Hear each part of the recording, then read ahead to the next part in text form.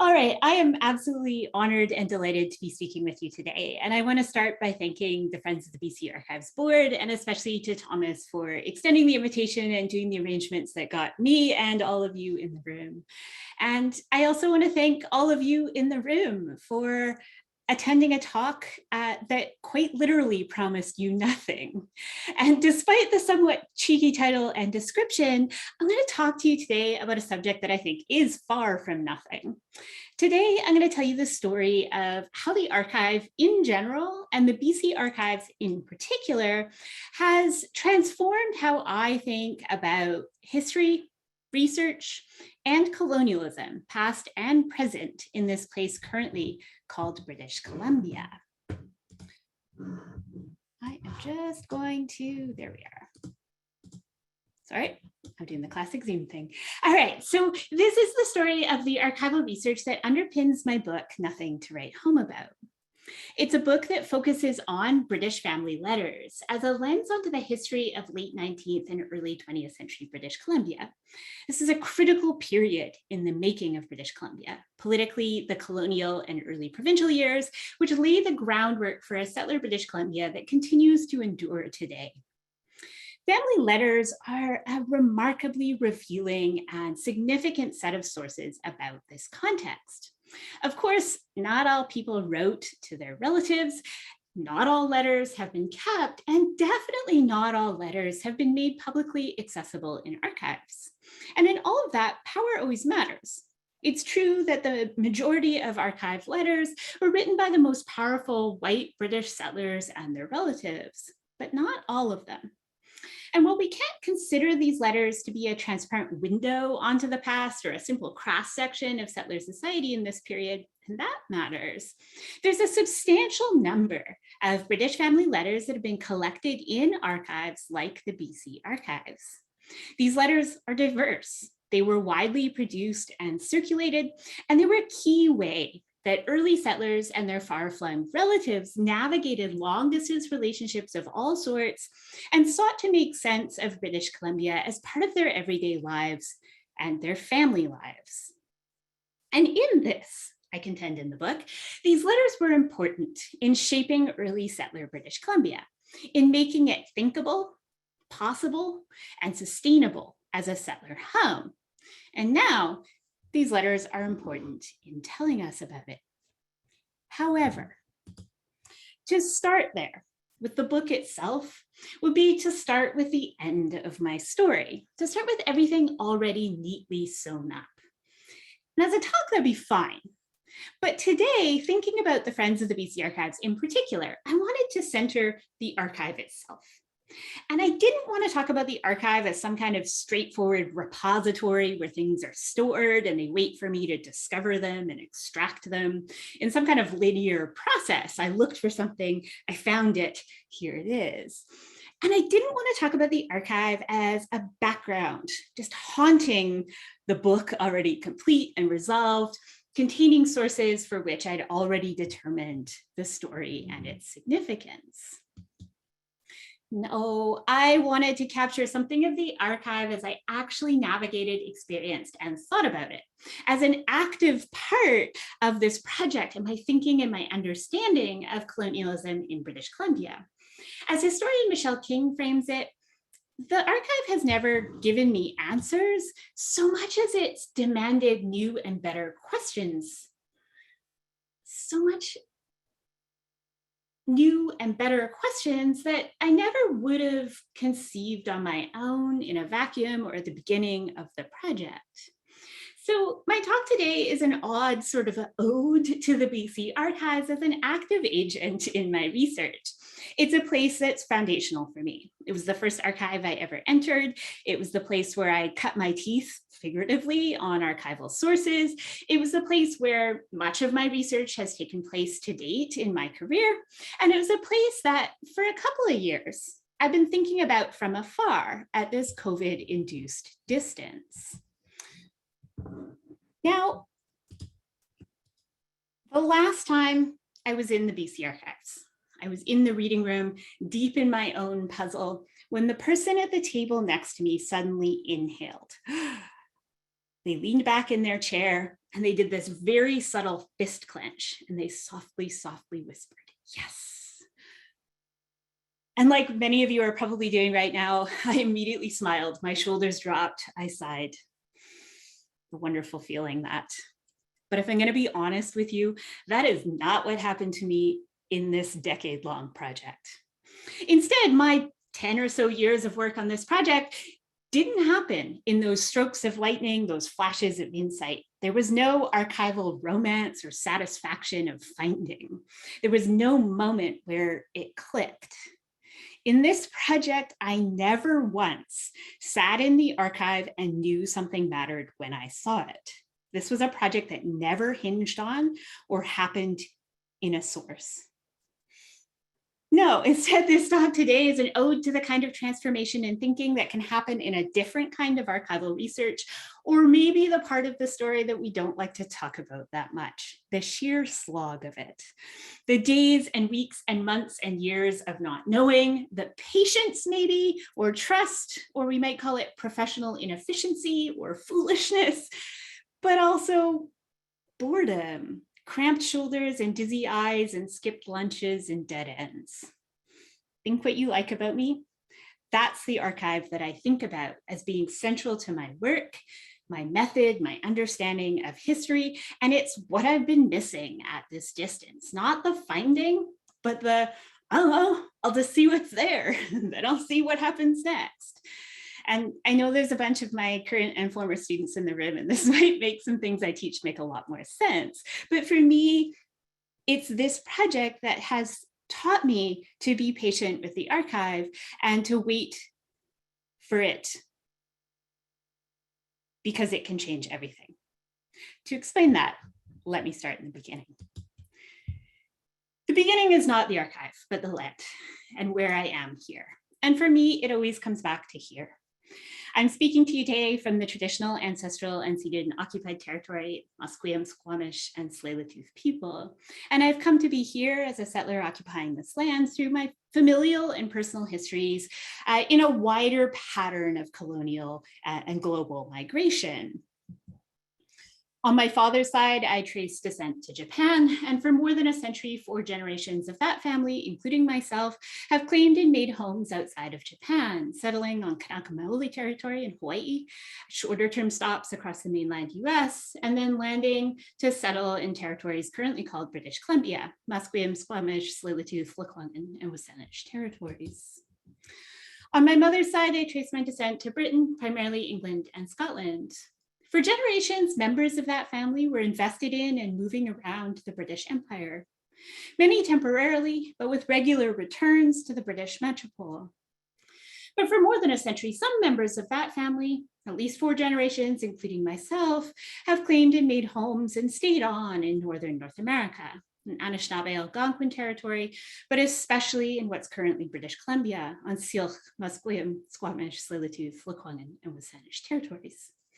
Those 2 families converged into one pretty much exactly where I am now at UBC Vancouver in the 1970s. I'm not in the 1970s, but I'm close to the location at least.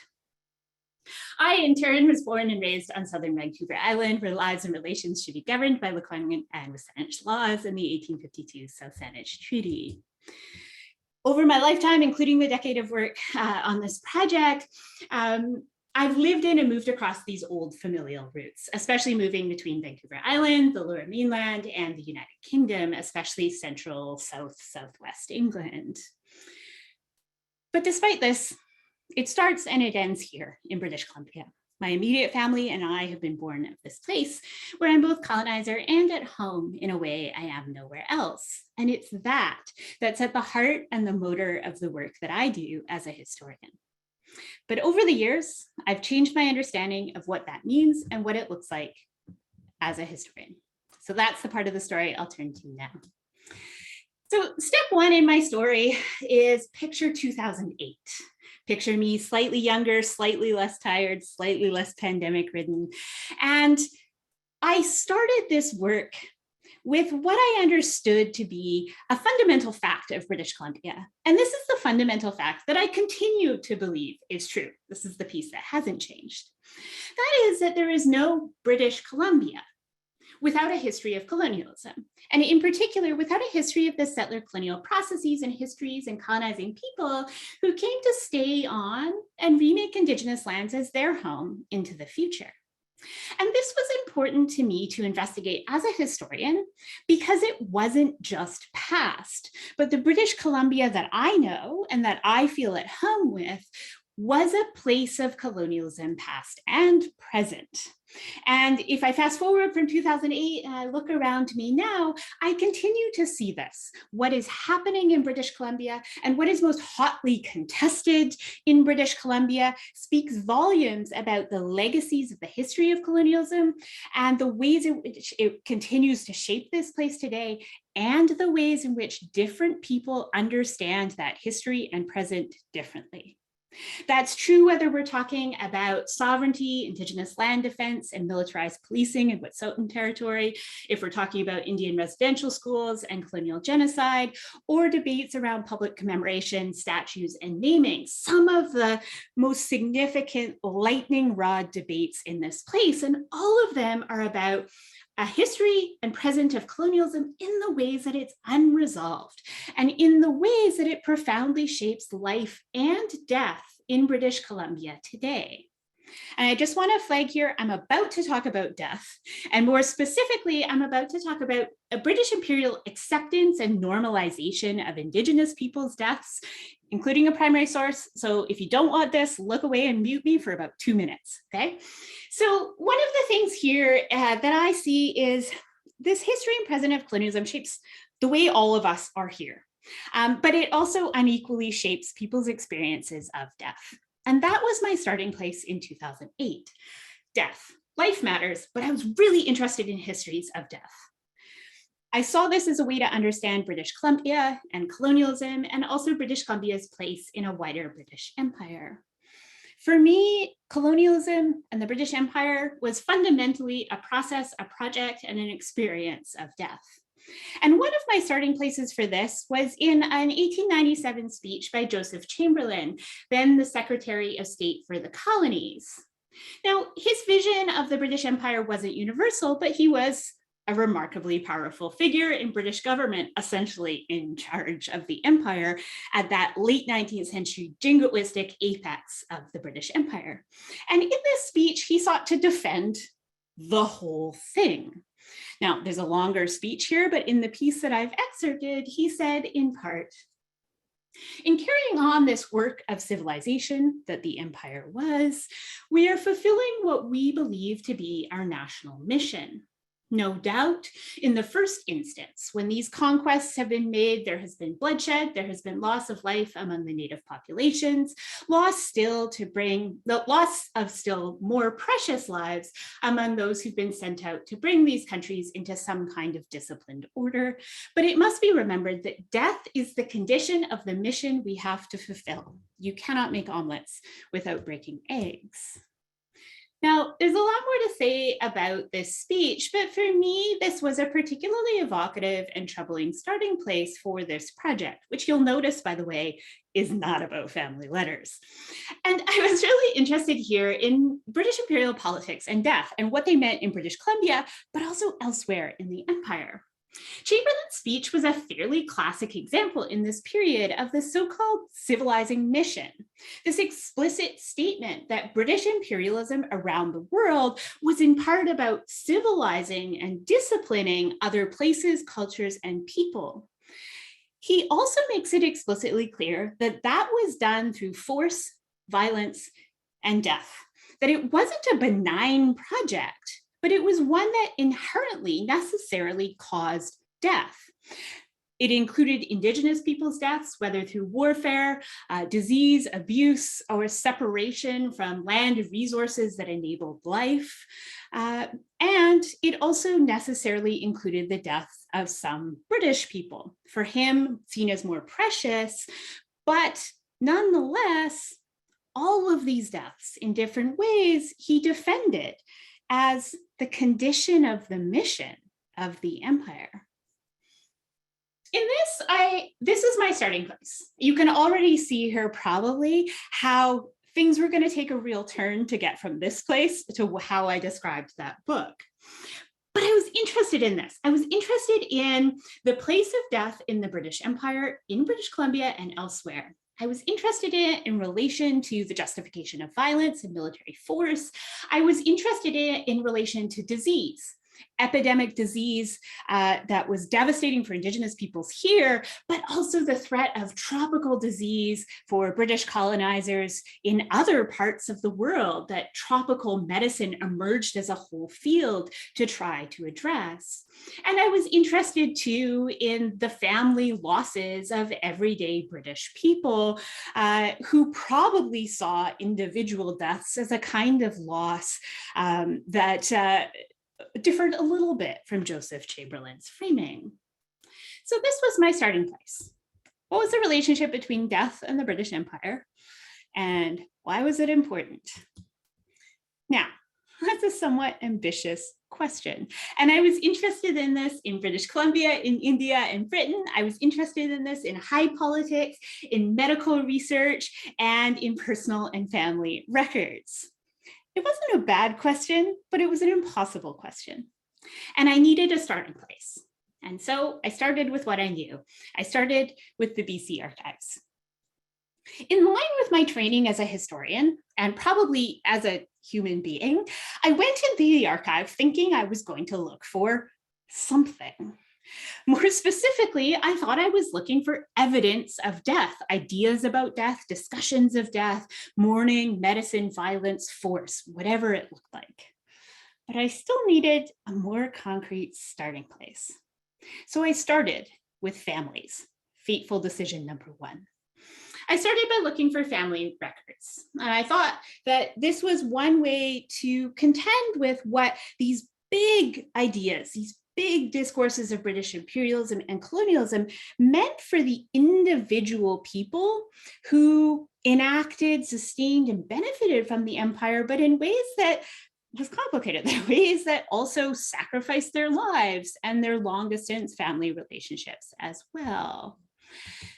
So, letters. These were the first letters I looked at. I started reading condolence letters and other family letters about death. And it took me a little bit of time to understand the form. We've got here one example of a letter notifying a daughter about her mother's death. And this was something I had to learn a little bit about. This is written on mourning stationery. You can see the black edge around the envelope and the note paper itself. And in 19th century British letter writing etiquette, mourning stationery was used to signal grief and mourning as part of etiquette. This example has a fairly thick border, and that paper was used by people who were closest to the deceased and closest in time to the death itself. And people who were at a further relationship or further in time would use mourning stationery with thinner black edges. So I learned all kinds of things I didn't expect to learn about stationery and letter writing etiquette. And I also learned a lot about 19th century British conceptions of death. A lot of the letters that I read were notifications of a death, like this one.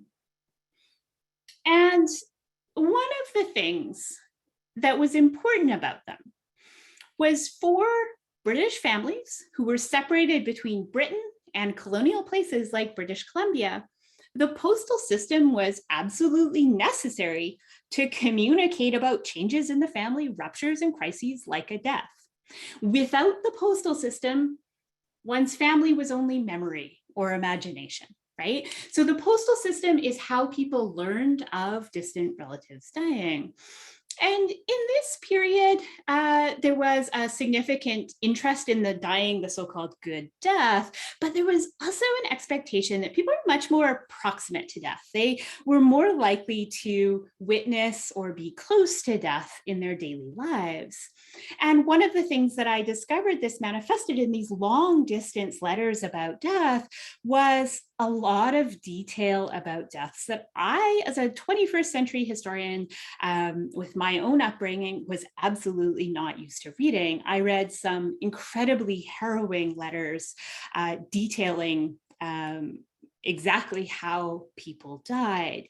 And these worked as ways to communicate not just the loss of a relative, but essentially what they would have witnessed if they were there with them. Sometimes these worked to reassure them that they had died a good death, but often they were not descriptions of a good death. And then the other piece of this correspondence that I read was condolence letters. And these were very familiar, much more familiar to me, and they were overwhelmingly generic. This was a very specific genre. It was reworked a little bit if people hadn't seen each other for a long time, but condolence letters were almost all exactly the same. And so I read dozens and dozens of condolence letters, and I thought, okay, I understand the form. I got it. I got what you say. But I was struggling to think about what really mattered about it beyond the genre, the performance of the genre itself. The exception for me was one substantial collection of condolence letters that caught my attention. And they were condolence letters written to Joseph Trutch in 1895 on the death of his wife, Julia Hyde Trutch, in Victoria. Now, there were a couple of things that interested me about these. One is this collection gave me a really good insight into family networks across space, because one of the conventions of a condolence letter is a kind of citation. For all my students in the room who are learning Chicago style footnotes, you can also think about this working in condolence letters. There is a convention of citation at saying exactly where you got the information. So these condolence letters almost all opened with, basically, not word for word, I heard about this death through this person on this date. And so when I had a significant collection of condolence letters, I could actually map out how this news moved through a family and personal network. That was interesting to me. Beyond that, I don't know. The other thing that was interesting to me was that these condolence letters butted up against what I thought I knew about the Trutch family. So like many of you, when I thought of the Trutch family, I thought of Joseph Trutch, in that case, the widower. This is a photo of him reminding us that posture has not always been excellent in human history. Now, Joseph Trutch was the first lieutenant governor of the province of British Columbia in the early 1870s, but he's more infamous as the colonial chief commissioner of lands and works in the 1860s, when he led efforts to dispossess Indigenous peoples. And Trutch's policies are still etched into landlines and contemporary policies in British Columbia. His colonial vision was rooted in the far end of 19th century settler racism, and it laid the groundwork for the insistent denial of Indigenous sovereignty, title, and rights that continues to mark the province's relationship with Indigenous peoples today. Now, Trutch was far from alone in this, but he was central and influential and powerful in enduring ways that continue to shape this place and remain unresolved at the heart of so much in British Columbia today. And Trutch was important not just for his ideas, in other words, but because he wielded his not insubstantial power in the service of those ideas. And it wasn't just Joseph Trutch. Given my interest in families, Trutch is also important because of that powerful extended Trutch family. In British Columbia, the extended Trutch family was absolutely central to the local settler elite, especially connected with land and state treatment of Indigenous peoples, working as surveyors, engineers, and in so-called Indian land policy. That included his brother, the colonial surveyor and engineer John Trutch, and his sister-in-law Zoe Musgrave Trutch. It included Zoe's brother, the colonial governor Anthony Musgrave, his nephew and provincial surveyor, William George Pinder, and his sister, Carolyn Trutch O'Reilly, and his brother-in-law, government official, gold commissioner, Indian Reserve Commissioner Peter O'Reilly. And here, of course, I have to give a shout out to Kelly Black, intrepid president of the Friends of the BC Archives, for his really critical work as executive director at Point Ellis House, which is the O'Reilly's house. And he's been doing really, really significant work there in terms of thinking about telling histories of this really powerful settler family and how we remember them today. And then the Trutches also speak to my wider trans-imperial family interests, because they weren't just important in British Columbia, but instead they had a longer and wider history of involvement in imperial life and work. This included relatives with military positions in the Sudan and South Asia, and they had roots in the Caribbean, where the family, former slave owners, had received financial compensation for their loss of property, that is, human beings, after the British emancipation of enslaved people in 1833. And that compensation was something that shaped the familial capital, not just of the Trutch family, but of many other influential settlers in colonial and early provincial British Columbia, like James Douglas and Richard Clement Moody.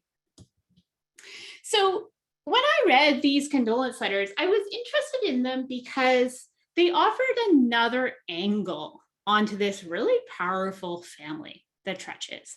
They helped me see how this extended British imperial family responded to the death of Julia Hyde Trutch in Victoria and looked to support Joseph Trutch, her widower, in Victoria.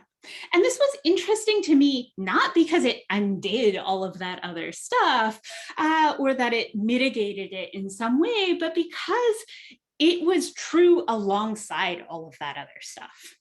And I wanted to sit with what that meant. How do we sit with grief and trans-imperial familial supports alongside grief and pain of violence of land policy in this place? So I read those letters. Then I went in the breaks in the BC Archives, I went to one of my favorite places, the Ross Bay Cemetery in Victoria. And there I found the Trutch family plot pictured here. This is where Julia Hyde Trutch is buried. And one of the things that caught my attention here was that Joseph Trutch died in England almost a decade later. And his name and his death is recorded on the Victoria gravestone of his wife. And again, this struck me as another way where not just the postal system, not just these letters moved across trans-imperial distances, but so did these markers of death, with this couple separated forever in their burials, but somehow marked together on this gravestone. Did this matter? I had no real idea, but I was at least intrigued by it, which quite frankly was more than I could say for the condolence letters. So I flew back to what was then my home in London and went on some travels with the Trutch family. I had a failed attempt to find Carolyn Trutch O'Reilly's grave in southern England, but then I went on this jaunt out to Somerset in about 2009 to try to find Joseph Trutch's grave. This was a train to Taunton, and then a bus to Bishop St. Lawrence, and then a very long walk on a thin country road that scared me a lot. There was no place not to be in the road, to Lydiard St. Lawrence, where Joseph Trutch was buried, or so his wife's grave had told me. As a colonial myself, this was one of those trips where I thought I couldn't have come up with a more cliched evocation of eternal rest in an English countryside churchyard. There were oak trees and sheep.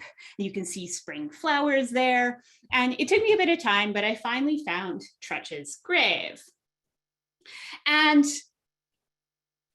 no, his wife is not mentioned on his grave, but instead it marks the body of Sir Joseph William Trutch, a native of this county, Somerset, first Lieutenant Governor of British Columbia.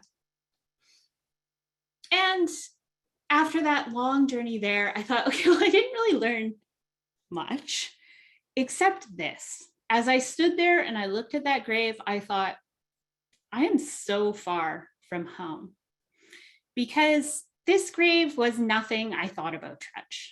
It was so unremarkable. It was a marker of his power and his prominence, but not his pain. And it was a history that was past. It was a history that said nothing about the ways in which my home continued to live with what he did.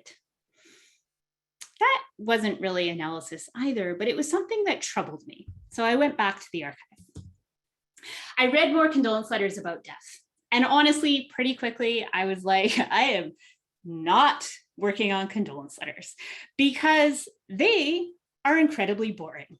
I'm probably not supposed to say this. I think my original questions were good, but I just couldn't make sense of why they mattered without context.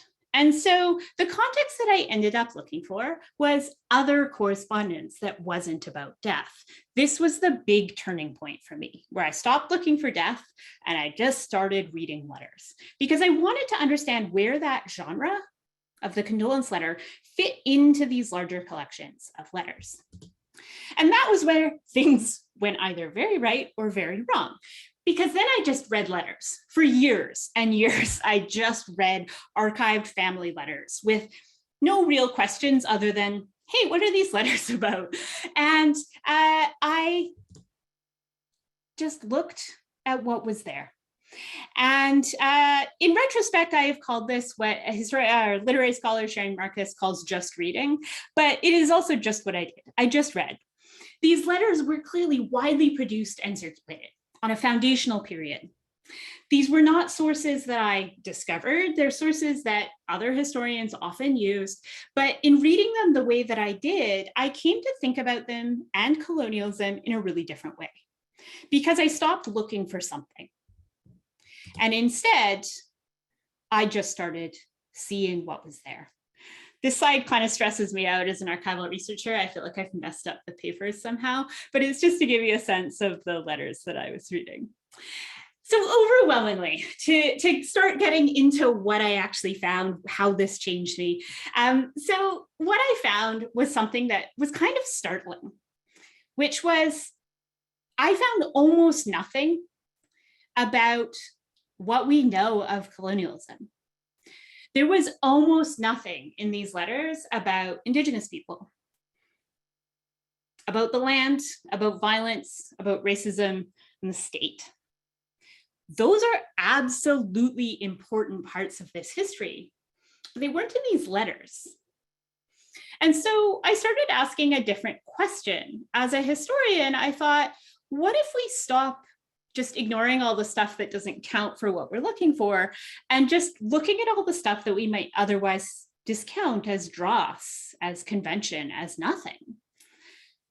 And I started finding a lot of nothing. Some of it was epistolary convention, some of it was expressions of emotion and family relationships, some of it was just descriptions of everyday life. One of the things that I saw, this is a letter from Cooney Ribbonsman and rancher Tommy Norbury writing to his brother in 1889. And this is a really classic line. He writes this whole letter and then right at the end he says, there's absolutely nothing going on here and no news. And that's the kind of thing that I might have ignored as a historian, except he was far from alone in that. Over and over again, settlers in British Columbia, their relatives, the other letters that I looked at from other places around the empire, these same phrases appeared over and over again. I have no news, there's no news. I can't make up news, I can't invent news. There's really no news, I have not much news. Maybe instead of the Oscar Wilde reference in my title, I should have gone with what to do about nothing. So, what to do about nothing? These ones I read as convention. I use these in emails all the time. I write a whole email and then I say, anyway, nothing much to say. They're often used as opening or closing in letters. And I think that they signal that it wasn't just what was said in the letters, but the very act of writing and sending these letters was a connection, a reassurance. This isn't something that we can see always explicitly in the letters, but the whole thing, not a subject or a quotation that I can extract, but the whole act of writing was making and sustaining these family relationships. And we can see this when it failed. So just to give you one example, Radcliffe Quine was from the Isle of Man, and he first wrote to his siblings from Victoria in 1861, 16 years after leaving them on the Isle of Man. This letter opened with what I would consider an elaborate 19th century version of "Sorry for the slow reply." He wrote, "I take this opportunity of addressing you for the first time, hoping that these few lines will find you and your family in good health, as my health is very good, thank God. When I look back at the date of my leaving my native home, I feel the most poignant sensations of shame and regret. I will not aggravate the impropriety of my omissions by amusing you with childish excuses of illness, business, but confess that an unaccountable negligence and foolish habit of procrastination has made me so inattentive. I throw myself on your kindness to excuse my fault." And Radcliffe Quine's silence had real consequences. In his epistolary silence, in his failure to write them in those 16 years, his siblings had him declared legally dead, undermining his place in the family and barring his access to his inheritance. In the letters that followed that first one, they track the dispute between them. His siblings claimed he was an imposter. He claimed he wasn't. They fought it out in legal forms and attempts to prove childhood memories and in frank insults. And the archived letters don't have a clear resolution. He eventually died, and I think the conflict was unresolved. But this was a particularly dramatic example of what happened when one didn't write. And I think all of these nothings are attempts to maintain some kind of connection, not necessarily under that threat, but in the general sense that without writing, there was no active family. The other kind of nothing that emerged that I think is really, really important is the kind of nothing that was a way of describing settlers' everyday life in British Columbia. It was often through the language of unremarkability or boredom, disappointment, dullness. We see here, for example, Robert Burnaby in 1860 responded to one of his siblings complaining that his letters had gotten really boring. And he said, well, we stagnate in a monotonous round. One gets deadened by the commonplace and has no heart to record what comes day after day and ever the same. And you can see here in these other examples, and there are many of them, that British settlers, especially as they maintained regular correspondence with distant relatives, just ran out of stuff to say. And often what had been interesting about their lives in British Columbia just got normal. Everyday, unremarkable, taken for granted. It became something that Tommy Norbury could describe as a very pretty place, but absolutely nothing to do. Or Daisy Oxley Phillips, also in the Kootenays, could describe as dull with no amusements, only scenery and hard work. So what? Well, for me, all of those expressions of sheer everydayness, boredom, dullness, the unremarkability of it, even as they continued to write, that matters. Because in this foundational period in settler British Columbia, in these years where colonial land policy, where Indian residential schooling was being established, where forms of enforced poverty, anti-Asian legislation, all kinds of racialized violence, state systems of discrimination, all of the things that we know are true of this period, they were going on. These letters in their daily lives, in their long distance family relationships, and in these descriptions that circulated around the world, those things were rendered nothing much. And that's not to say that the letter writers just thought it was nothing. But it is to say that in the ideas of British Columbia that circulated around the empire, they reflect and help to produce this normalization, the rendering of British Columbia as overwhelmingly banal for the people who benefited most from it. And this is how the archive changed how I think about colonialism. It didn't undo what I anticipated. It didn't undo the importance of all of the things that I thought I would look for. Death, I still think, mattered. But these letters, my own boredom, and then the boredom of the letter writers that I encountered, they forced me to contend with this other piece of what makes and sustains colonialism in this place, which is the ways that it becomes rendered every day, taken for granted, normalized for people. It's not only about the bad guys and the most overt acts of violence, but it's also about the power to look away from that, to render it nothing much to write home about. Historically, I see this as really critical in laying the foundations for British Columbia, but I also see it as foundational for this place in ways that continues to endure. Joseph Trutch's grief and his wider family networks, mourning for Julia Hyde Trutch's death was real. It was part of thinking about what British Columbia meant for that family, but that family meant something very different here. And to really understand what colonialism in the past and the present meant in that place, we have to sit with all of those things, the ways that colonialism is both death and violence and something that can be looked away from for some people. And that, for me, is the importance of being bored. Thank you.